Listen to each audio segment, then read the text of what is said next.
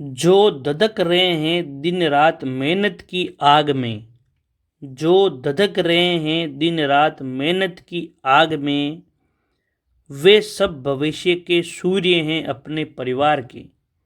वे सब भविष्य के सूर्य हैं अपने परिवार के। हेलो दोस्तों, नमस्कार, गुड इवनिंग, राम राम। आप सभी का मेरे यूट्यूब चैनल जीके विद देव गुजर में हार्दिक स्वागत है। आप भी अपने परिवार के भविष्य के सूर्य हैं। आप लगातार मेहनत करते रहें, निश्चित रूप से आपको सफलता मिलेगी। तो दोस्तों, कल तक की क्लास में अपन राजस्थान अध्ययन कक्षा 10 की किताब में 2 चैप्टर अपन ने कंप्लीट कर लिए हैं। आज राजस्थान के उत्सव और त्यौहार के बारे में पढ़ेंगे कि राजस्थान में कौन से उत्सव और त्यौहार मनाए जाते हैं। उसके बाद में जो अगली क्लास होगी उसमें राजस्थान में प्रमुख मेलों के बारे में पढ़ेंगे। तो क्लास को शुरू करते हैं। उत्सव व त्यौहार होते क्या? पहली बात तो ये है, राजस्थान में एक कहावत प्रचलित है, 7 वार 9 त्यौहार। यानी कि जो 7 वार है, सोमवार से रविवार तक, उन 7 वारों में राजस्थान में इतने त्यौहार आते हैं, इतने उत्सव आते हैं कि 9 त्यौहार हो जाते हैं। यानी रोज का एक त्यौहार तो है ही है, 1 से 2 भी हो जाते हैं। यानी सप्ताह के 7 दिनों में यहाँ 9 त्यौहार होते हैं। यहाँ की स्थानीय संस्कृति की अभिव्यक्ति लोक उत्सवों में स्पष्ट रूप से देखी जा सकती है।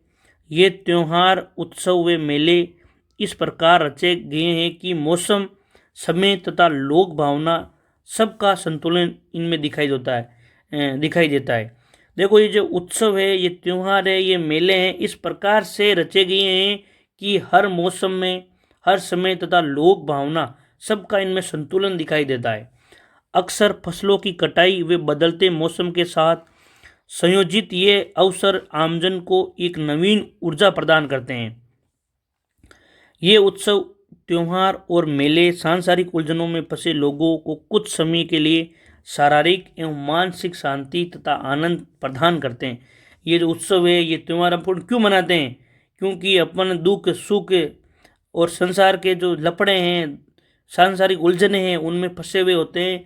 और शारीरिक और मानसिक जो उत्पीड़न है, जो शारीरिक दुख है, मानसिक दुख है, उनसे अपन को शांति, आनंद की प्राप्ति के लिए ये उत्सव बनाए गए हैं। इसलिए अपन इन उत्सवों को मनाकर खुशी और आनंद प्राप्त करते हैं। राजस्थान की इंद्रधनुषी संस्कृति की पहचान प्रकट करने वाले कुछ उत्सव, त्यौहार और मेलों की झलक यहाँ प्रस्तुत की गई है। यानी कि राजस्थान में इंद्रधनुषी यानी 7 प्रकार की संस्कृति है, हजारों प्रकार की संस्कृति है राजस्थान में। उनकी पहचान प्रकट करने के लिए कुछ जो त्यौहार है प्रमुख उनका अपन अध्ययन करेंगे। जो सबसे पहला त्यौहार है, उत्सव है, वो है गणगौर का। गणगौर राजस्थान का एक प्रमुख मुख्य त्यौहार है। गण यानी कि शिव। गण का मतलब क्या है? शिव से। और गौर का मतलब क्या है? पार्वती से।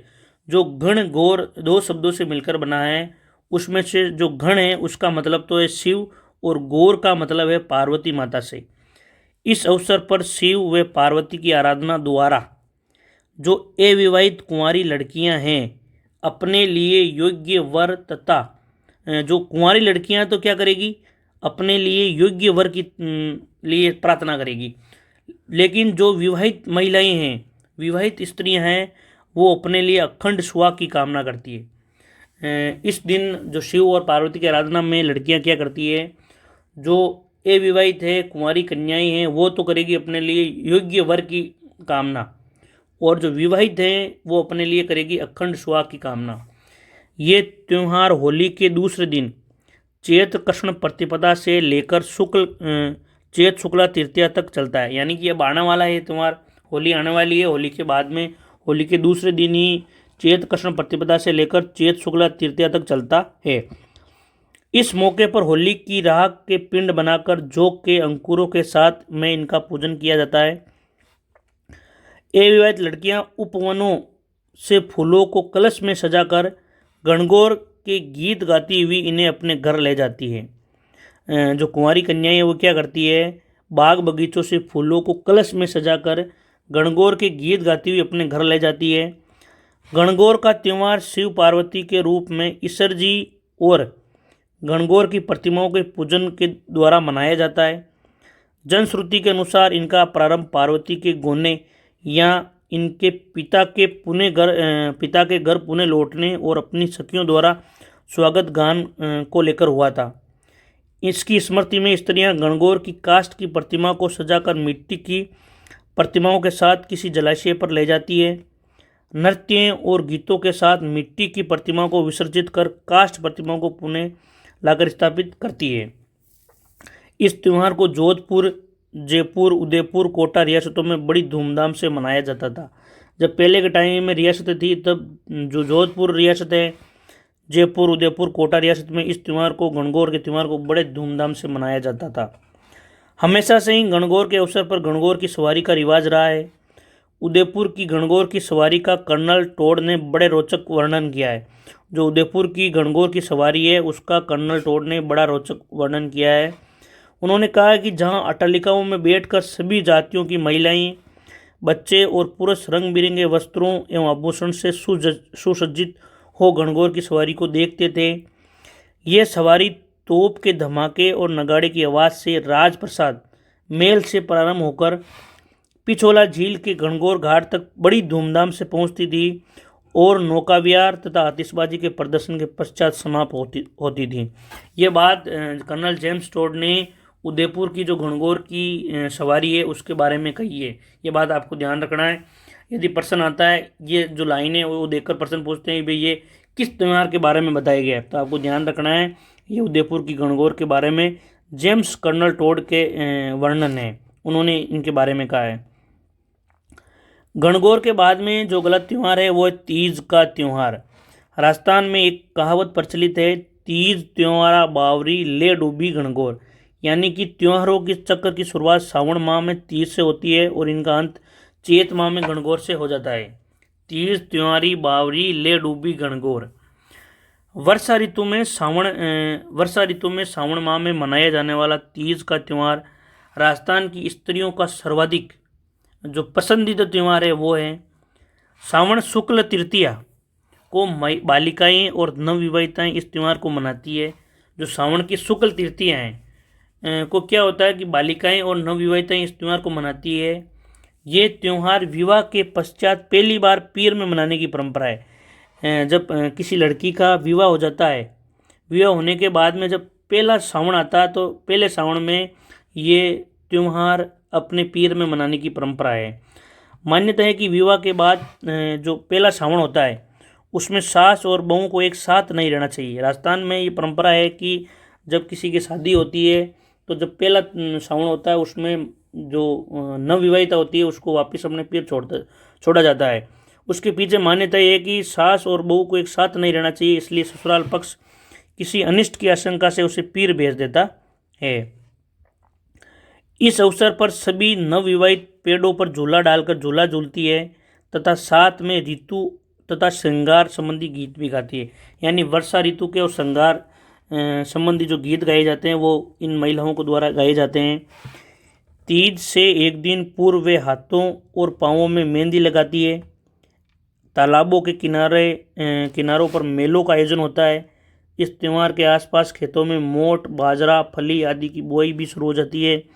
तो इस प्रकार से किसानों में खुशी का माहौल होता है, क्योंकि इस त्यौहार के आसपास खेतों में मोट, बाजरा, फली आदि की बुआई शुरू हो रही है, तो किसानों में भी एक खुशी का माहौल होगा।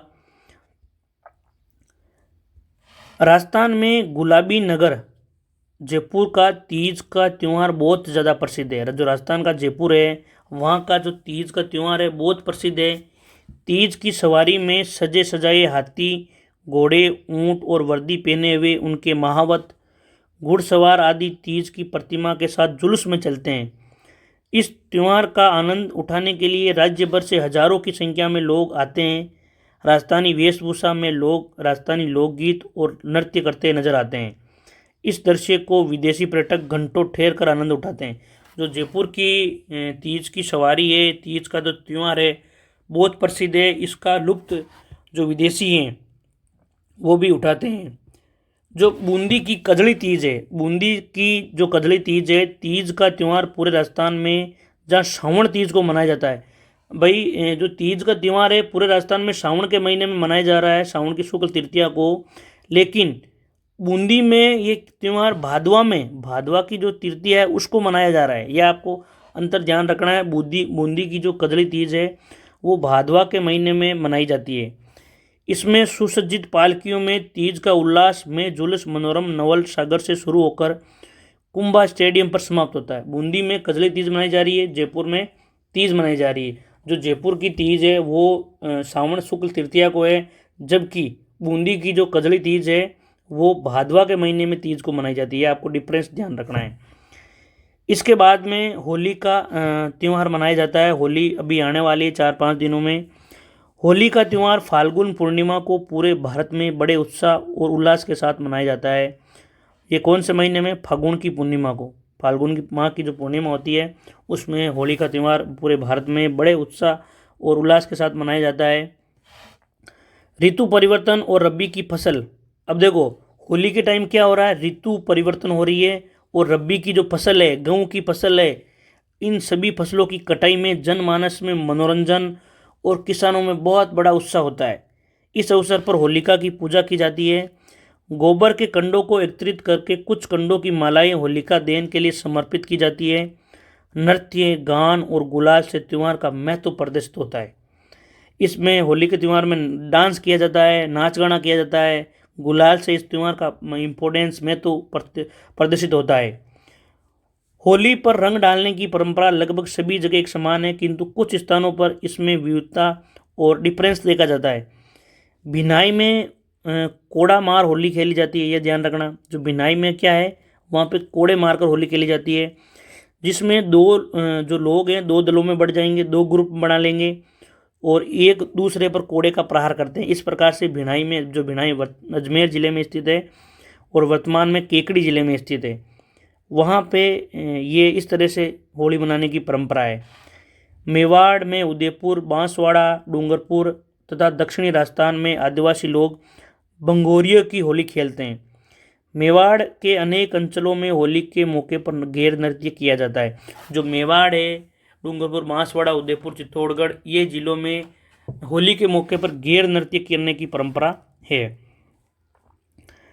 प्रसिद्ध जैन तीर्थ स्थल श्री महावीर जी में लठमार होली में महिलाएं हाथों में लठ लेकर पुरुषों पर प्रहार करती है। जो महावीर जी है वहाँ पे होली किस प्रकार मनाते हैं? लठमार होली खेलते हैं। महिलाएं लठ लेती है और पुरुषों पर प्रहार करती है। शेखावटी क्षेत्र में होली के अवसर पर गीदड़ नृत्य किया जाता है। जो शेखावटी क्षेत्र है वहाँ पे होली पर गीदड़ नृत्य वहाँ प्रसिद्ध है। बाड़मेर की पत्थर की होली में इलोजी की बारात भी निकाली जाती है। जो बाड़मेर है वहाँ पर पत्थर की होली में इलोजी की बारात भी निकलती है, जो बाद में रोने बिलखने में बदल जाती है। इसी से लोगों का मनोरंजन होता है। तो ये हर क्षेत्र में अलग अलग प्रकार से होली खेलने की परंपरा है। जयपुर में पिछले कुछ वर्षों से होली के अवसर पर जन्म, मरण और परण, जयपुर में कौन सी होली है? जन्म, मरण और परण का सभ्य समाज द्वारा आयोजन होता है। इस कार्यक्रम में बाप की आरती, बेटे की बारात और पोते का जन्म दिखाया जाता है। यानी कि तीनों चीज़ एक साथ हो रही है। बाप की आरती यानी मरण हो रहा है, बेटे की बारात यानी परण हो रहा है और पोते का जन्म यानी कि जन्म हो रहा है।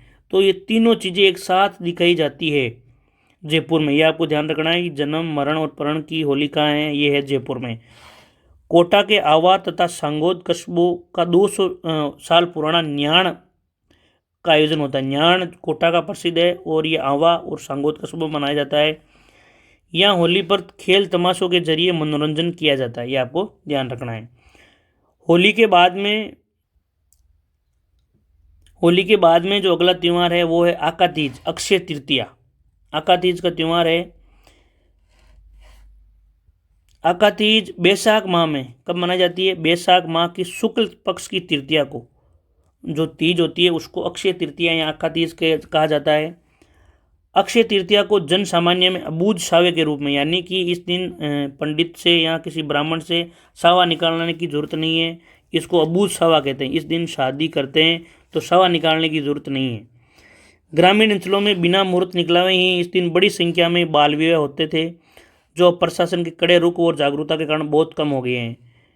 कृषक इस दिन खेतों में हल चलाकर, किसान क्या करेगा? इस दिन खेतों में हल चलाकर अच्छी वर्षा और फसल की कामना करता है। जो आका तीज का दिन है वो किसानों के लिए खेतों में हल चलाते हैं और अच्छी वर्षा हो और अच्छी फसल हो इसकी कामना करते हैं।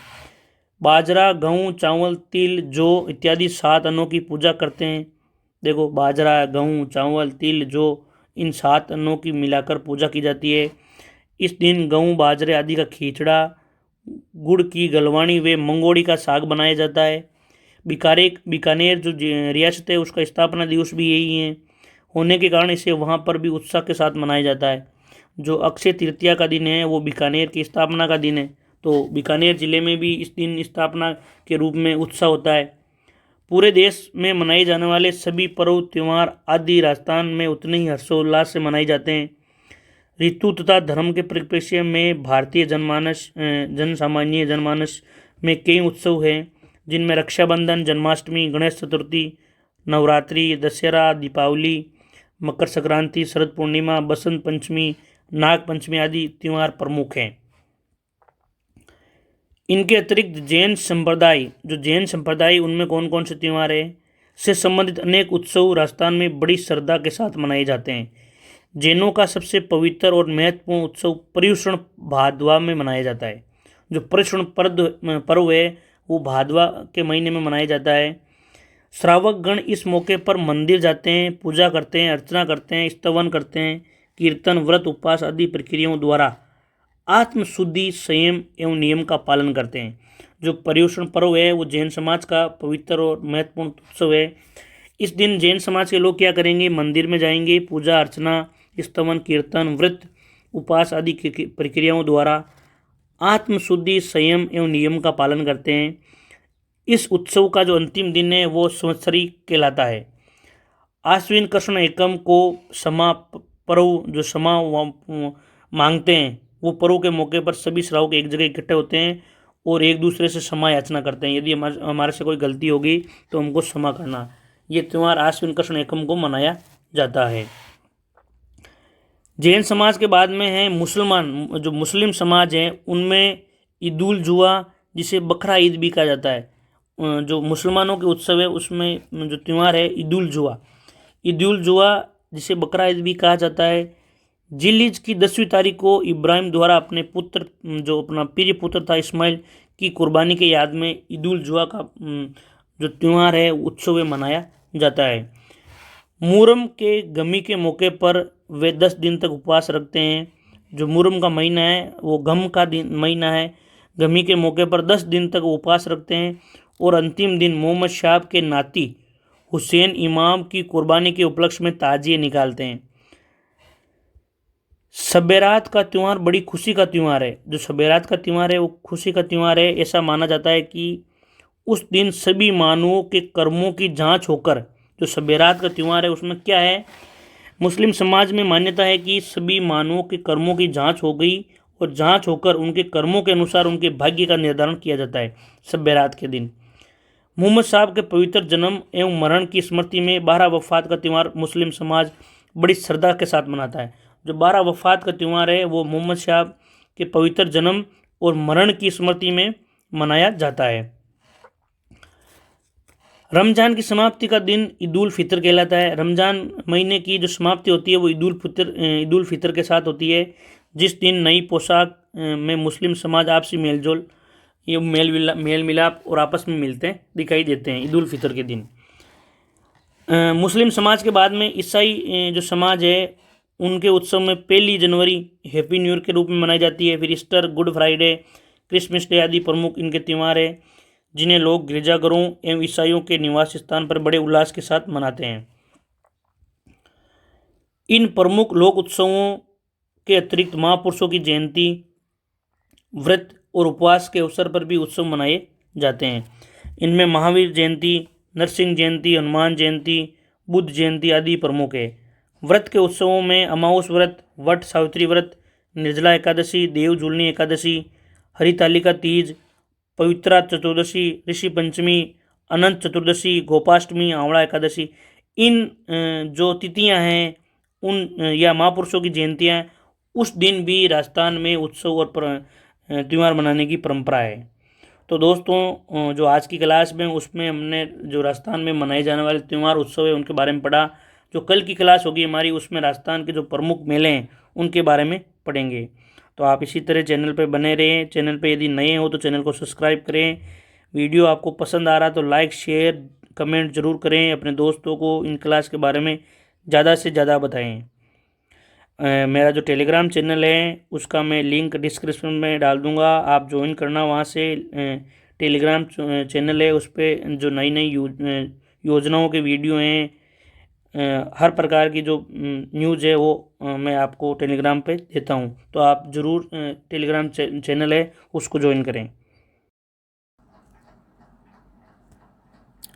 मलाल है मगर इतना मलाल थोड़े हैं, मलाल है मगर इतना मलाल थोड़े हैं, ये आँख रोने की शिद्दत से लाल थोड़े हैं। मज़ा तो तब है कि हम हार कर भी हंसते रहे, मज़ा तो तब है कि हम हार कर भी हंसते रहे। हमेशा जीत ही जाना कमाल थोड़े हैं, हमेशा जीत ही जाना कमाल थोड़े हैं। गुड इवनिंग दोस्तों, राम राम सभी को, नमस्कार। आप सभी का मेरे यूट्यूब चैनल जीके विद देव गुजर में स्वागत है। दोस्तों हम लगातार कक्षा 10 की जो राजस्थान अध्ययन की बुक चलती है उसका अध्ययन कर रहे हैं। हमने 2 चैप्टर क्लियर कर लिए हैं और तीसरा चैप्टर में जो त्यौहार हैं, राजस्थान के जो प्रमुख त्यौहार हैं उनको पढ़ लिया है। आज की क्लास में राजस्थान के प्रमुख मेलों के बारे में पढ़ेंगे। आप सभी चैनल पे नए हैं तो चैनल को सब्सक्राइब करें और अपने दोस्तों को ज़्यादा से ज़्यादा बताएं इसको। वीडियो यदि आपको पसंद आ रहे हैं, क्लासें पसंद आ रही है तो लाइक शेयर कमेंट ज़रूर करें। आप क्लास को ज़्यादा से ज़्यादा अपने दोस्तों को बताएं। मेरे टेलीग्राम चैनल जिसका मैं लिंक डिस्क्रिप्शन में पिन कर दूंगा, आप वहां से टेलीग्राम चैनल को ज़रूर ज्वाइन करें। तो दोस्तों आज की क्लास शुरू करते हैं राजस्थान में मेलों के बारे में कि राजस्थान के जो मेले हैं कौन कौन से मेले हैं और मेलों का पहले बात मेलों का अर्थ क्या है, मेले होते क्या हैं। मेले का अर्थ एक स्थान विशेष पर जन समूह का मिलना और उत्सव का मनाना। मेले की परिभाषा क्या है कि एक स्थान विशेष पर स्पेशल एक जगह पर बहुत सारे जन समूह का मिलना और उत्सव के रूप में उसको मनाना, ये मेले का अर्थ होता है। लोक जीवन पूरी सक्रियता से मेलों तथा त्योहारों के आयोजन में शामिल होता है। इससे यहाँ की लोक संस्कृति जीवंत हो उठती है। इन उत्सव त्योहारों और मेलों के अपने गीत और अपनी संस्कृति होती है। प्राय इन मेलों और त्योहारों के मूल में धर्म होता है। जो मेले भरते हैं वो त्यौहार होता है वो किसी न किसी भगवान से, किसी न किसी देवता से, लोक देवता से, लोक संत से जुड़ा हुआ होता है, यानी कि उसके मूल में धर्म होता है। यानी जैसे तेजा जी का मेला, गोगा जी का मेला, देव जी का मेला, बाबू जी का मेला, यानी उनके मूल में किसी न किसी रूप से धर्म है। धर्म को जोड़कर मेलों का आयोजन किया जाता है। किंतु कई मेले और त्यौहार अपने सामाजिक और आर्थिक महत्व के कारण भी अधिक प्रसिद्ध हैं। जो कई मेले हैं वो और त्यौहार है वो सामाजिक रूप से भी भरते हैं और आर्थिक महत्व के भी हैं। जैसे अजमेर में पुष्कर जी का मेला एक अंतर्राष्ट्रीय पशु मेला के रूप में जाना जाता है। अन्नकूट पर नाथ द्वारा का मेला, सवाई माधोपुर के शिवाड़ क्षेत्र में शिवरात्रि का मेला, चूरू जिले के सालासर हनुमान जी का मेला, नागौर गोट मांगलोद में दधी माता का मेला, उदयपुर के पास चार भुजा का मेला, करौली में केला देवी का मेला, एकलिंग जी में शिवरात्रि का मेला और केसरिया जी का धुलेऊ का मेला, अलवर के पास भरतरी का मेला आदि धर्म प्रधान मेले हैं। ये जो मैंने अभी सभी नाम बोले हैं वो सभी धर्म से संबंधित मेले हैं। आप इन सभी का नाम याद रखना कि कौन सा मेला कहाँ भर रहा है। एक बार वापस बता रहा हूँ मैं आपको। अजमेर जिले के पुष्कर में अंतर्राष्ट्रीय मेला भरता है पुष्कर जी का, जो पुष्कर मेला भी है और अपने लोगों का मेला भी है। बहुत ही सुंदर शानदार, यहाँ विदेशी पर्यटक आते हैं, बहुत सुंदर मेला भरता है यहाँ पे पुष्कर जी का मेला। फिर अन्नकूट की लूट होती है नाथद्वारा में, अन्नकूट की लूट होती है, अन्नकूट पर नाथद्वारा का मेला भरता है, ये आपको ध्यान रखना है। फिर सवाई माधोपुर के शिवाड़ क्षेत्र में महाशिवरात्रि को मेला लगता है, ये भी आपको ध्यान रखना है। जो शिवाड़ क्षेत्र है वहाँ शिवरात्रि का मेला लगता है। फिर चूरू जिले में सालासर हनुमान जी का मेला लगता है। नागौर में गोट मांगलोद में दधी माता का मेला लगता है। फिर उदयपुर के पास चार भुजा का मेला लगता है। करौली में कैला देवी का मेला प्रसिद्ध है, लकी मेला है ये। एकलिंग जी में शिवरात्रि का मेला लगता है, ये भी मोस्ट है। केसरिया जी का धुलेऊ मेला उदयपुर में लगता है। अलवर के पास भरतरी का मेला आदि सभी धर्म प्रधान, इन सभी मेलों के बारे में आपको पता होना चाहिए। डूंगरपुर का बेणेश्वर मेला प्रसिद्ध है। संत मावजी ने बेणेश्वर धाम की स्थापना की थी। पहले मैंने लोक संत वाले चैप्टर में आपको बताया कि बेणेश्वर धाम की स्थापना माह के महीने में जो संत मावजी उन्होंने डूंगरपुर में सोम और माई नदी के किनारे पे की थी। वहाँ पे विशाल मेला लगता है। बारां जिले की साबा तहसील की शहरियों का सीताबाड़ी का मेला प्रसिद्ध है। बारां जिले में साबा तहसील में शहरिया जो जनजाति है उनका एक मेला है सीताबाड़ी का मेला, आदिवासियों के मेलों का प्रतिनिधित्व करता है। यानी कि जो आदिवासियों के मेले हैं उनमें सबसे बड़ा, सबसे जो भव्य मेला है वो है सीताबाड़ी का मेला, जो बारां जिले के साबा तहसील में बढ़ता है। परबसर में तेजाजी का मेला प्रसिद्ध है। पोखरण में रूणीचा में रामदेव जी का मेला प्रसिद्ध है। कोलूमंड में पाबू जी का मेला प्रसिद्ध है। ददरवा में घोघा जी का मेला प्रसिद्ध है, ये आपको ध्यान रखना है। कोलूमंड में पाबू जी का मेला बढ़ता है, ददरवा चूरू में घोघा जी का मेला बढ़ता है। आदि लोक नायकों के मेले हैं, यानी कि ये लोक संतों के। मौसमी मेलों में तीज, गणगौर आदि के मेले प्रसिद्ध हैं। ये देखो जैसे तीज का त्यौहार, गणगौर का आदि के मेले भी प्रसिद्ध है, इनकी सवारियाँ प्रसिद्ध है। प्रमुख मेलों का संक्षिप्त विवरण यहाँ प्रस्तुत किया जा रहा है। ये अब आगे जो हैं वो प्रमुख राजस्थान के कौन से मेले हैं उनके बारे में पढ़ेंगे। सबसे पहले पुष्कर का मेला प्रसिद्ध मेला है। पुष्कर का मेला एक अंतर्राष्ट्रीय मेला है। अजमेर जिले के पुष्कर हिंदुओं की आस्था का एक प्रमुख केंद्र है। पूरे भारत में यही ब्रह्मा जी का एकमात्र मंदिर है, यानी कि पूरे भारत में ब्रह्मा जी का जो मंदिर है पूरे भारत में सिर्फ और सिर्फ पुष्कर के अलावा कहीं और नहीं है, जिसमें इनकी विधिवत पूजा की जाती है। इसी मंदिर के पीछे की पहाड़ियों पर सावित्री माता का मंदिर भी है। पुष्कर पर लगने वाले कार्तिक माह में, कौन से माह में भरा जा रहा है ये मेला? पुष्कर का जो मेला है वो कार्तिक के महीने में भरा जा रहा है। कार्तिक के महीने में पूर्णिमा को ये मेला अपनी विशालता के कारण अनुपम माना जाता है, यानी कि बहुत ही ज़्यादा संख्या में यहाँ भीड़ आती है। पौराणिक कथाओं के अनुसार प्राचीन समय में पुष्कर में बृजनाथ नामक एक राक्षस था। मान्यता है कि प्राचीन पहले के पुराने टाइम में एक पुष्कर में बृजनाथ नाम का एक राक्षस था, जिसने पुष्कर में आतंक मचा रखा था। ये जो राक्षस था बृजनाथ, उसने क्या हुआ कि पुष्कर में आतंक मचा रखा था। इस राक्षस द्वारा ब्रह्मा जी की संतानों की हत्या की बात जब स्वयं ब्रह्मा जी को ज्ञात हुई तो उन्होंने प्रकट होकर कमल के फूल से राक्षस का संहार कर दिया। कमल की पंखुड़ियाँ जिन 3 स्थानों पर गिरी वहाँ झीलें बन गई। सबसे जो ज्येष्ठ पुष्कर हैं, ज्येष्ठ पुष्कर, कनिष्ठ पुष्कर और मध्यम पुष्कर, ऐसे ये 3 जगह कमल की पंखुड़ियाँ गिरी है और 3 जगह झीलें बन गई। बड़ा पुष्कर, कनिष्ठ पुष्कर और मध्यम पुष्कर। इसमें ज्येष्ठ पुष्कर का ही माहात्म्य अधिक है। तत्पश्चात ब्रह्मा जी ने इसी स्थान पर यज्ञ का आयोजन किया, जिसमें समस्त देवी देवताओं और ऋषि मुनियों को आमंत्रित किया। ये यज्ञ कार्तिक मास में संपन्न हुआ, ऐसी मान्यता है। लोगों में ऐसी मान्यता है कि ये बात हुई होगी। पुष्कर में कार्तिक माह में दीपदान की परंपरा का अत्यंत महत्वपूर्ण और पौराणिक है। यहाँ पे क्या होता है कि कार्तिक माह में दीपदान की जो दीपदान करने की परंपरा है वो अत्यंत महत्वपूर्ण और पौराणिक है। यानी कि पुष्कर की जो झील है, पुष्कर सरोवर में यदि दीपदान करते हैं तो वहाँ की जो परंपरा बनी हुई है वो बहुत ही पौराणिक है और इसका जो भक्तों को लाभ मिलता है। इसी समय पशु मेला भी लगता है, इसके साथ ही पशु मेला भी लगता है, यानी कुछ दिन पहले पशु मेला संपन्न होता है, उसके बाद में ये जनमानस का मेला संपन्न होता है। विदेशी पर्यटक भी इस समय बड़ी संख्या में यहाँ आते हैं। रंग बिरंगे वस्त्रों में जन समुदाय, घेरवे वस्त्रों में लपटे भस्म लपेटे साधु, हजारों मवेशी और खूबसूरत जीनों से सजे ऊँट, इन सब सुसज्जित पुष्कर मेला अत्यंत आकर्षक और जीवंत दृश्य उपस्थित करता है। तो दोस्तों ये पुष्कर मेले की महत्ता है। पुष्कर मेला बहुत ही शानदार भव्य भरता है। पुष्कर सरोवर में दीपदान की महत्व है। दीपदान पौराणिक महत्व है इसका, और ये ब्रह्मा जी का एकमात्र मंदिर है जहाँ विधिवत रूप से इनकी पूजा होती है। पुष्कर मेले के बाद में जो अगला मेला है वो है जीण माता का मेला। जीण माता का मेला सीकर जिले के रेवासा गांव में भरता है। रेवासा गांव में पहाड़ी की तलहटी में जीण माता के मंदिर में अवस्थित है। इस मंदिर का निर्माण विक्रम संवत 1121 में मोहिल के हट्टड़ द्वारा करवाया गया। जो जीण माता का मंदिर है माता जी का, उसका निर्माण विक्रम संवत 1121 में मोहिल के हट्टड़ के द्वारा करवाया गया है। यहाँ माता जी की अष्टभुजी प्रतिमा है। माता जी की अष्टभुजी प्रतिमा है जिसके सामने घी और तेल के 2 दीपक अखंड रूप से कई सालों से जल रहे हैं।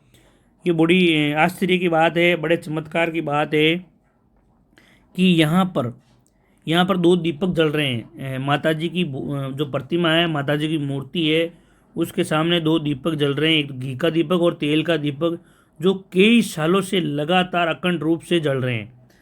माना जाता है कि इन दीपकों की ज्योतियों की व्यवस्था दिल्ली के चौहान राजाओं से शुरू हुई है। जीण माता के संबंध में जनश्रुति है कि यहाँ हर्ष और जीण 2 भाई बहन थे।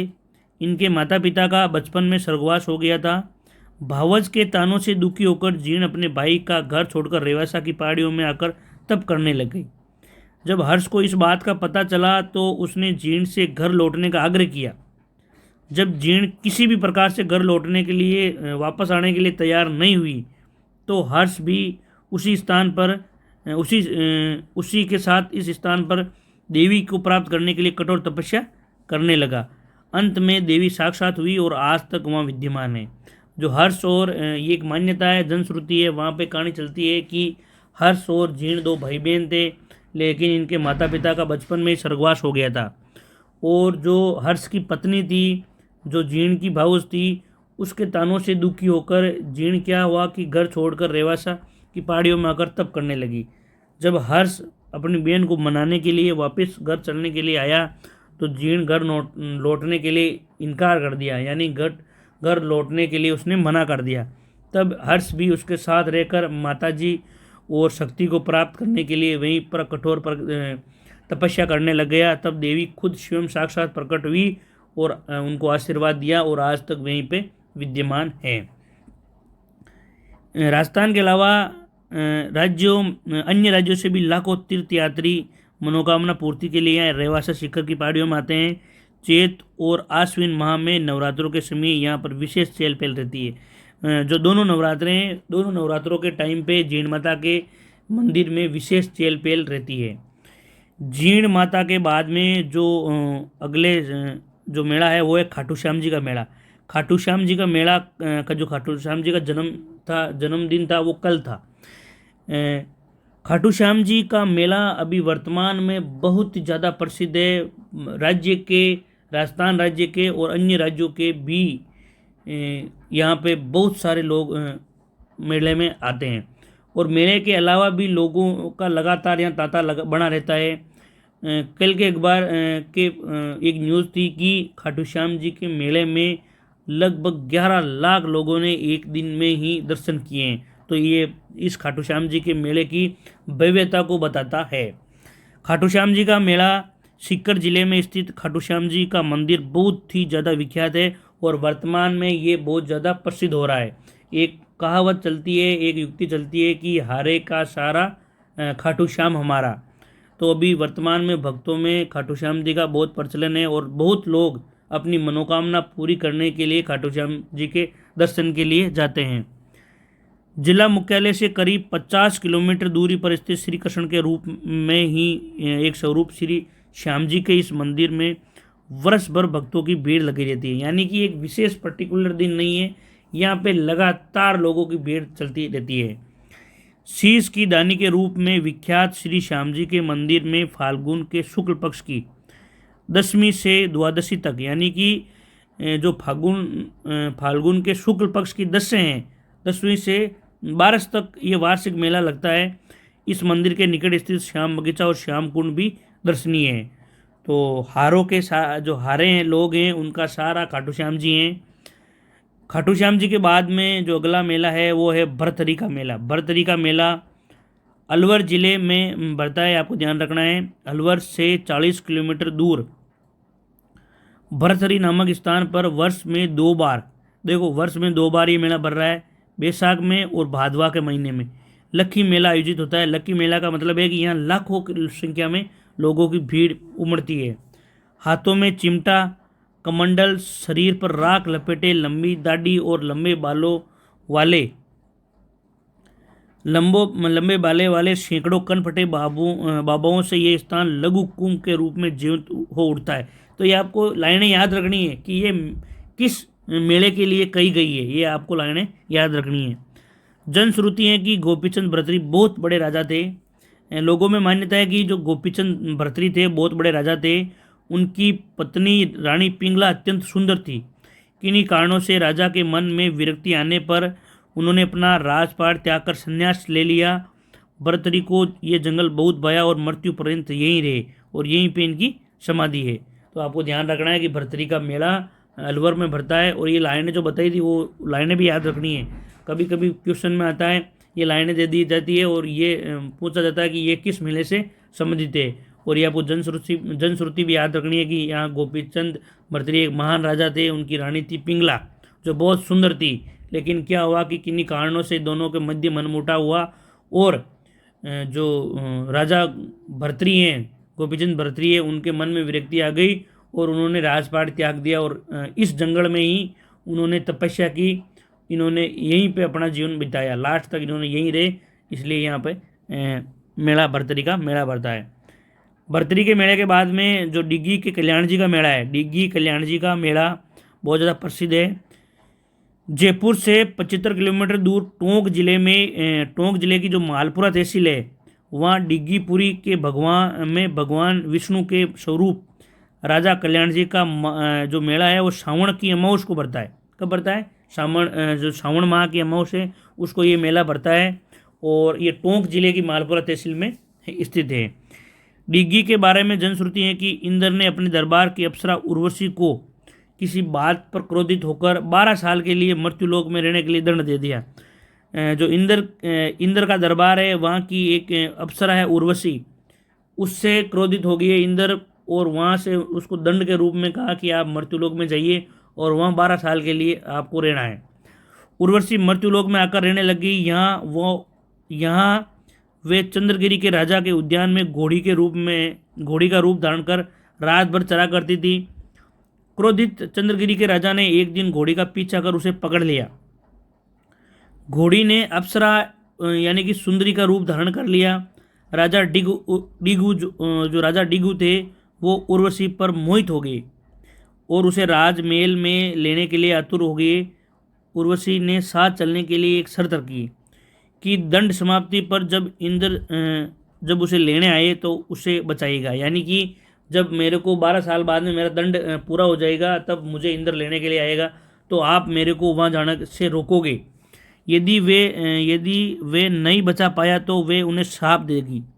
दंड की समाप्ति पर इंद्र उर्वशी को लेने के लिए मृत्युलोक में आए। राजा डिगू के प्रतिरोध के करने पर इंद्र ने भगवान विष्णु की सहायता से उसे हरा दिया और उर्वशी को ले गए वापिस। उर्वशी ने राजा को श्राप दिया कि वे कोढ़ी बन जाए। भगवान विष्णु को राजा डिगू पर दया आई और उन्होंने राजा का कुष्ठ से निवारण का उपाय बताया। उन्होंने कहा कि कुछ समय बाद मैं उनकी एक प्रतिमा पास के समुद्र में बहती हुई आएगी जिसके दर्शन से राजा का कोढ़ मिट जाएगा। कालांतर में ये प्रतिमा आई और उसके दर्शन मात्र से राजा का कोढ़ मिट गया, राजा का रोग मिट गया। क्योंकि भगवान विष्णु ने राजा डिगू का कुष्ठ रोग से कल्याण किया इसलिए इस मंदिर का नाम कल्याण मंदिर पड़ गया और ये डिग्गी कल्याण जी का मंदिर प्रसिद्ध है। ये आपको कहानी भी याद रखनी है और ये भी याद रखना कि यह मेला कहाँ पड़ता है। फिर आगे का मेला है श्री महावीर जी का मेला। श्री महावीर जी का मेला बहुत प्रसिद्ध है। श्री महावीर जी का मेला सवाईमाधोपुर जिले की हिंडोल तहसील है वहाँ पे गंभीर नदी के किनारे पर अवस्थित चंदन गांव का वर्तमान नाम श्री महावीर जी हैं। चंदन गांव में महावीर स्वामी की स्मृति में हर साल चैत शुक्ला त्रयोदशी से बैसाख कृष्णा प्रतिपत्ति तक ये लक्की मेला भरता है। आपको ध्यान रखना है कि मेला कब भर रहा है। चैत के महीने में 13 से बैसाख की एकम तक ये मेला भर रहा है। ये जैनों का सबसे बड़ा मेला है। जो जैन समाज के लोग हैं उनका ये श्री महावीर जी का मेला, सवाईमाधोपुर का मेला सबसे बड़ा मेला है। जनश्रुति है कि कृपादास नामक चरमकार एक टीले पर अपने पशु चराया करते थे। जो कृपादास जी थे वो चरमकार थे, चरमकार जाति से संबंधित थे और टीले पर अपने पशु चराया करते थे। वर्तमान में टीला उसके नाम से ही जाना जाता है। एक बार उनकी एक गाय ने कई दिनों तक दूध नहीं दिया। कारण जानने के लिए उस गाय का पीछा करने पर उसने देखा कि गाय एक टीले पर सोते अपना दूध गिरा रही है। गाय क्या कर रही है? एक टीले पर अपना दूध गिरा रही है, एक जगह पे निश्चित जगह पर दूध गिरा रही है। टीले को खोदने पर उसे वहां से गहरे लाल रंग की एक भव्य प्रतिमा मिली। कृपादास ने इस प्रतिमा को एक झोंपड़े में रख दिया। बसवा के जैन अमरचंद बिलाला ने महावीर जी की इस प्रतिमा को सर्वप्रथम पहचाना और मंदिर बनाने के लिए बड़ी रकम दान दी। जो बसवा के जैन अमरचंद बिलाला थे उन्होंने इस प्रतिमा को, इस गहरे लाल रंग की भव्य प्रतिमा को पहचाना कि ये महावीर जी की प्रतिमा है और उन्होंने मंदिर बनाने के लिए बहुत सारी बड़ी रकम दी थी। आज भी जब मेले का शुभारंभ होता है तो रथ यात्रा से पूर्व रथ यात्रा से पूर्व रथ को पहले उस चरमकार के वंशजों का हाथ लगाने की परंपरा है। श्री महावीर जी का ये मेला अपने आप में अनूठा और सर्वधर्म के लिए अद्वितीय का आयोजन है। यानी कि श्री जो महावीर जी का मेला है ये बहुत ही भव्य शानदार सवाई माधोपुर ये भरता है। आपको ध्यान रखना, सवाई माधोपुर की हिंडौन तहसील में गंभीर नदी के किनारे चंदनगांव में ये मेला भरता है। तो दोस्तों आज के मेले में जो आज की क्लास है, आज की क्लास में हमने ये कुछ मेलों के बारे में पढ़ा है और जो बचे हुए मेले हैं वो कल की क्लास में अपन पढ़ेंगे। तो दोस्तों लगातार आप यूं ही क्लास का आनंद उठाते रहें, क्लास को पढ़ते रहें और क्लास पढ़ने के बाद में आप इस किताब को एक बार रिवाइज कर लें। बार बार आप इस वीडियो को देखिए, आपको ये बातें कंठस्थ हो जाएगी, आपको आपके मन में ये बातें बस जाएगी। तो थैंक यू दोस्तों नमस्कार, गुड इवनिंग, राम राम। आप सभी का यूट्यूब चैनल जीके विद देव गुजर में हार्दिक स्वागत है। दोस्तों हम राजस्थान कक्षा 10 की जो किताब है उसका अध्ययन कर रहे हैं लगातार। कल की क्लास में हम मेले पढ़ रहे थे। कल की क्लास में जो राजस्थान के प्रमुख मेले हैं उनका अध्ययन कर रहे थे। उनमें से हमने पुष्कर का मेला, जीण माता का मेला, खाटू श्याम जी का मेला, भरथरी का मेला, वो डीगी कल्याण जी, महावीर जी, ये सभी मेले जो प्रमुख मेले हैं उनको पढ़ लिया है। आज की जो क्लास होगी उसमें करणी माता का मेले से स्टार्ट करेंगे। तो चलो दोस्तों शुरू करते हैं। करणी माता का मेला। करणी माता का मेला बीकानेर जिले की नोखा तहसील के देशनोक में बीकानेर के राठौड़ राजघराना है उसकी कुल देवी है करणी माता। जो राठौड़ राजघराना है बीकानेर का उसकी कुलदेवी है करणी माता जी। उनका मंदिर नोखा तहसील के देशनोक में स्थित है। ये चूहों के मंदिर के नाम से विख्यात मंदिर हैं। यहाँ चूहे लोगों से बिना भयभीत हुए स्वतंत्र विचरण करते हैं। यहाँ प्रतिवर्ष चैत और आश्विन जो नवरात्रा हैं दोनों नवरात्रा उसको करणी माता का मेला देशनोक में भरता है। उसके बाद में जो अगला मेला है वो शीतला माता का मेला। जो शीतला माता का मेला है वो जयपुर जिले के चाकसू तहसील के सील की डूंगरी गांव में चैत्र कृष्णा सप्तमी और अष्टमी को शीतला माता का मेला भरता है। शीतला माता का मंदिर पहाड़ी पर स्थित है जिसका निर्माण जयपुर के महाराजा माधो सिंह ने करवाया। यह आपको ध्यान रखना है। यह अभी वैकेंसी आई रीट जो थर्ड ग्रेड का एग्ज़ाम हुआ है उसमें ये सवाल आया है कि शीतला माता का मेले का निर्माण किसने करवाया, किस शासक ने करवाया था। तो ये करवाया है महाराजा माधो सिंह ने। बैलगाड़ी के मेले के नाम से प्रसिद्ध इस मेले में दूर दूर से ग्रामीण रंगीन कपड़ों में सजे अपनी सुसज्जित बैलगाड़ियों में से आते हैं। इस अवसर पर पशु मेला भी लगता है। यह आपको ध्यान रखना है। इस मेले को बैलगाड़ी मेले के नाम से भी जाना जाता है। शीतला माता माता रक्षिका देवी के नाम से प्रसिद्ध है। वहाँ इस नाम से इस माता को पूजा जाता है, शीतला माता को। इसे भारत में महामाई, पश्चिम भारत में माई अनामा और राजस्थान में शेड शीतला और शेडल माता के रूप में जाना जाता है। ऐसी मान्यता है कि माता की रुष्टता कारण चेचक का प्रकोप हो जाता है। ये ध्यान रखना, चेचक वाली माता भी शीतला माता को कहा जाता है। शीतला माता के बाद में है केला देवी। केला देवी का मेला सवाई माधोपुर से 18 किलोमीटर दूरी पर त्रिकूट पर्वत पर। यह भी आपको ध्यान रखना, त्रिकूट पर्वत कौन सा पर्वत है? त्रिकूट पर्वत की घाटी में केला देवी का भव्य मंदिर है। यहाँ पे चैत शुक्ल अष्टमी को मेला बढ़ता है, यानी कि नवरात्रा में ही ये मेला बढ़ता है। मेले में बड़ी संख्या में भक्तों के आने के कारण इसे लक्खी मेला, यानी यहाँ पे लाखों की संख्या में लोग आते हैं, इसलिए इसे लक्खी मेला भी कहते हैं। केला माता के मंदिर में दो मूर्तियाँ हैं। दाहिनी तरफ केला देवी की मूर्ति, जिन्हें लक्ष्मी के नाम से भी जाना जाता है। बाईं तरफ चामुंडा माता की मूर्ति है। जो मंदिर है उसमें केला देवी के मंदिर में दो मूर्तियाँ हैं। दाहिनी तरफ जो मूर्ति है वो है केला देवी की, जिनको लक्ष्मी के नाम से जाना जाता है, और बाईं तरफ जो मूर्ति है वो है चामुंडा माता की। केला देवी के मंदिर के सामने ही हनुमान जी का मंदिर है, जिसे स्थानीय लोग लांगुरिया कहते हैं। लांगुरिया वाले माता जी भी हैं, क्योंकि मंदिर के सामने ही हनुमान जी का मंदिर है, जिसे स्थानीय लोग लंगूरिया कहते हैं, क्योंकि जो हनुमान जी का रूप है वो बंदर का रूप है, और बंदर को सामान्य भाषा में लंगूरिया भी कहते हैं। लोक कथा के अनुसार जब कंस ने वासुदेव और देवकी को कारागृह में डाल दिया था, जनश्रुति है, लोक कथा है कि जब कंस ने वासुदेव और देवकी को, जो भगवान श्री कृष्ण के माता पिता हैं, उनको कारागृह में डाल दिया, तो वहीं पर देवकी ने एक बालिका को जन्म दिया। कंस ने जब उस नवजात बालिका को मारना चाहा तो वह हाथ से छूट गई और आकाश में उड़ गई। यहीं योगमाया जब पृथ्वी पर अवतरित हुई तो केला देवी के नाम से प्रसिद्ध हुई। जो ये केला देवी है उसका रिलेट इस प्रकार से होता है कि जब वासुदेव और देवकी को कारागृह में डाला गया और जब देवकी ने एक बालिका को जन्म दिया, कंस ने उस नवजात बालिका को जब मारना चाहा तो वह हाथ से छूट गई और आकाश में उड़ गई। वहीं बालिका जब पृथ्वी पर अवतरित हुई तो वो बालिका ही केला देवी के नाम से जानी गई थी। उसके बाद में कपिल मुनि का मेला। कपिल मुनि का मेला भी बीकानेर जिले के कोलायत नामक स्थान पर बढ़ता है। कार्तिक पूर्णिमा कहाँ बढ़ता है? कार्तिक पूर्णिमा को ये कपिल मुनि का मेला बीकानेर जिले के कोलायत में बढ़ता है। स्कंद पुराण के अनुसार मैश्री करदन ब्रह्मा के पुत्र थे। उनका विवाह मैश्री मुनि की पुत्री से हुआ था, जिससे कपिल मुनि का जन्म हुआ। ये देख लो कि स्कंद पुराण क्या कह रहा है, वो कह रहा है कि मैश्री करदन ब्रह्मा के पुत्र थे। उनका विवाह महर्षि मनु की पुत्री से हुआ, जिससे कपिल मुनि का जन्म हुआ। यानी कि महर्षि मुनि की जो पुत्री थी उनसे कपिल मुनि का जन्म हुआ है। कपिल मुनि उच्च धार्मिक ज्ञान प्राप्त कर हिमालय में निवास करने लगे। अपनी यात्रा के दौरान उन्होंने एक नखलिस्तान देखा। इसकी सुंदरता से मोहित होकर उनकी आत्मा का एक भाग वहीं रहकर दुनिया के लिए तप करने लगा। यानी कि जो नखलिस्तान है वो कोलायत में उनको दिखा, तो उसकी सुंदरता से ये मोहित हो गई, और मोहित होकर उनकी जो एक आत्मा का एक भाग है वहीं पर रहकर तप करने लगा, और शेष भाग हिमालय चला गया। उस नखलिस्तान को बाद में कपिलिस्तान कहा जाने लगा। समयांतर पर यह स्थान विख्यात हो गया और अनेक भक्तगण यहाँ आने लगे, लेकिन देवताओं ने ईर्ष्यावश उसे रेगिस्तान में छिपा दिया।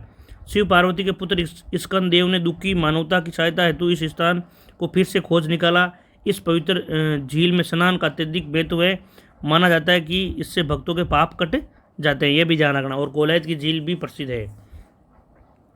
कोलायत के बाद में है ख्वाजा मोइनुद्दीन चिश्ती का उर्स अजमेर में बढ़ता है, ये आपको ध्यान रखना है।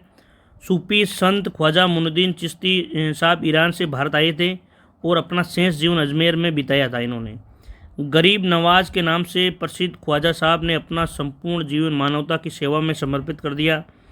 अजमेर में उनकी मज़ार पूरी दुनिया के मुस्लिम धर्मावलंबियों की आस्था का प्रमुख केंद्र है। इस्लामी कैलेंडर के अनुसार रजब के माह की 1 से 6 तारीख तक अजमेर में ख्वाजा साहब का उर्स मनाया जाता है। जो इस्लामी कैलेंडर है उसके अनुसार रजब का महीना आता है। रजब के महीने में जो 1 तारीख है, 1 तारीख से 6 तारीख के बीच में अजमेर में ख्वाजा साहब का उर्स मनाया जाता है। ऐसी मान्यता है कि जब 99 वर्ष की आयु में रजब की 6 तारीख को जो ख्वाजा मोइनुद्दीन चिश्ती ने अनुभव किया कि अब महबूब हकीकी से मिलने का वक्त आ गया है।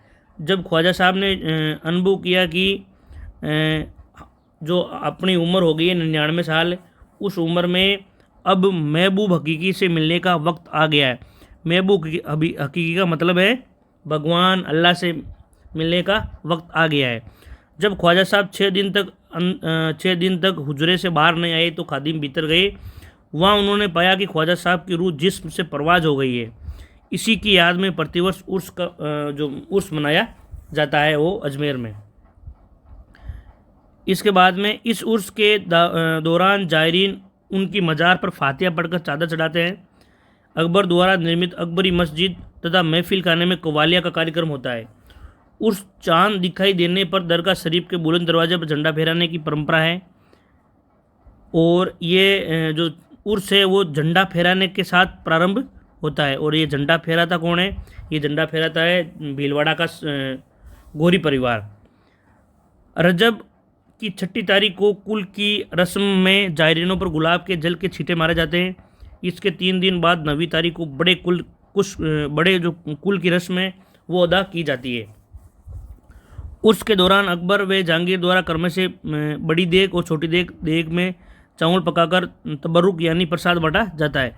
जो अकबर की तो बड़ी देग है और जहांगीर की छोटी देग है। उन देग में क्या होता है कि चावल पकाते हैं और प्रसाद के रूप में लोगों में बांट दिया जाता है। प्रसाद को तबरुक भी कहते हैं। ख्वाजा साहब का ये उर्स संपूर्ण भारत में मुस्लिम समुदाय का कदाचित सबसे बड़ा मेला है, जो सर्वधर्म स्वभाव की अनूठी मिसाल पेश करता है। यह आपको ध्यान रखना है। उसके बाद में गलियाकोट का उर्स, जो गलियाकोट है उसका उर्स डूंगरपुर जिले की सांगोड़ा तहसील के गलियाकोट कस्बे में संत सईद फखरुद्दीन की मज़ार स्थित है। ये दाऊदी बोरा संप्रदाय की आस्था का प्रमुख केंद्र है। कौन से समाज का है? ये दाऊदी बोरा समाज का है। इसे मज़ार फ़कीरी भी कहा जाता है। मुहर्रम की 27वीं तारीख को होने वाले इस उर्स के मौके पर मज़ार शरीफ को फूलों से सजाया जाता है और दीपक प्रज्वलित किया जाते हैं। सामूहिक इबादत होती है तथा कुरान शरीफ का पाठ किया जाता है। ये गलियाकोट उर्स के बारे में है। उसके बाद में बेणेश्वर का मेला। बेणेश्वर का मेला राजस्थान के आदिवासियों का कुंभ है। ये आपको ध्यान रखना है कि जो राजस्थान के आदिवासी है उसका कुंभ कौन है? उसका कुंभ है बेणेश्वर का मेला डूंगरपुर में। इस मेले में आदिवासी संस्कृति के तमाम रंग दिखाई देते हैं। ये मेला माह की पूर्णिमा यानी कि शिवरात्रि के अवसर पर डूंगरपुर जिले की आसपुर तहसील के नवातपुरा गांव में ये भरता मेला। बेणेश्वर नाम भगवान शिव के लिंग पर आधारित है। जनश्रुति है कि ये शिवलिंग स्वयं उद्भूत हुआ। ये स्वयंभू शिवलिंग 5 स्थानों पर खंडित है। इसके बारे में एक कथा प्रचलित है कि नवातपुरा गांव में एक गाय प्रतिदिन शिव के मंदिर में आती और शिवलिंग पर दूध अभिषेक करके चली जाती। एक दिन ग्वाला परेशान होकर गाय के पीछे चला आया। पीछा करते हुए वे शिव मंदिर पहुंचा, जहां गाय को लिंग पर दूध अभिषेक करते हुए देखा। फलते वे वहां से भागने के प्रयास में खुद से लिंग को धक्का लगा, जिससे ये 5 हिस्सों में टूट गया। ये आश्चर्यजनक है कि टूटने के बावजूद भी इसकी पूजा होती है, क्योंकि टूटी प्रतिमा की पूजा नहीं की जाती। यानी कि टूटी जो मूर्ति होती है उसकी पूजा नहीं की जाती, उसके बावजूद भी इस शिवलिंग की पूजा हो रही है, क्योंकि ये गाय के खुर से टूट गई थी। इन मेलों के अतिरिक्त राष्ट्रीय दशहरा मेला कोटा में, ये देखो राष्ट्रीय दशहरा मेला कोटा, सरस मेला हसीब, अंतर्राष्ट्रीय पतंग महोत्सव, धुलंडी उत्सव, हाथी महोत्सव, तीज व गणगौर का मेला जयपुर में, लिटरेचर फेस्टिवल, साहित्यिक उत्सव जयपुर में, आभानेरी उत्सव दौसा, थार महोत्सव बाड़मेर, ऊंट महोत्सव बीकानेर, मरु महोत्सव जैसलमेर, मारवाड़ उत्सव जोधपुर, रणकपुर उत्सव गोडवाड़ मेला दोनों पाली में, ग्रीष्म और शरद महोत्सव माउंट आबू, मेवाड़ समारोह उदयपुर, मीरा महोत्सव चित्तौड़गढ़ और मत्स्य उत्सव अलवर में। चंद्रभागा जो मेला है वो झालावाड़ में। इन मेलों में बड़ी संख्या में पर्यटकों को आकर्षित किया जाता है। ये सभी मेले राजस्थान में बढ़ते हैं। तो इसी के साथ दोस्तों ये जो हमारा चैप्टर है वो कंप्लीट हुआ। इसके बाद में एक चीज़ और है कि जयपुर के पास भावगढ़ बंदिया गांव में खलकाणी माता का जो गर्दभ का मेला आयोजित किया जाता है। इस मेले में गधों और खच्चरों के अतिरिक्त अन्य कोई जानवर नहीं आता है।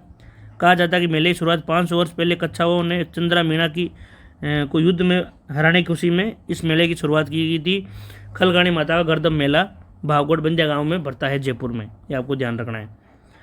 तो दोस्तों इसी के साथ ही अपना जो तीसरा चैप्टर था ये कंप्लीट हुआ। तीसरे चैप्टर का नाम था राजस्थान के उत्सव त्यौहार और मेले। ये अपन ने कंप्लीट कर लिया है। आप लगातार यूं ही चैनल पे बने रहें। चैनल पे नए हैं तो चैनल को सब्सक्राइब करें और अपने दोस्तों को ये जो क्लास है ज़्यादा से ज़्यादा शेयर करें।